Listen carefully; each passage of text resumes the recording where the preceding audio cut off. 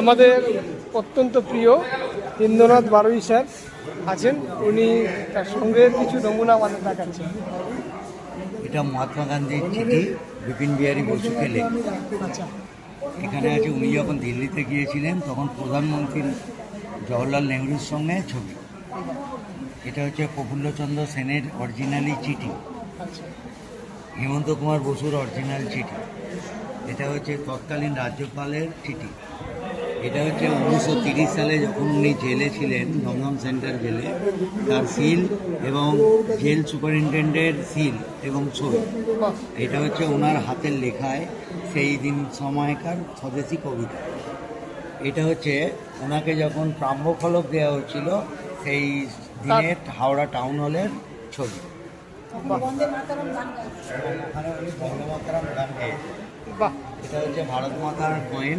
এই ভারত মাতার পদতলেই এনারা সবাই জীবন উৎসর্গ করেছিলেন।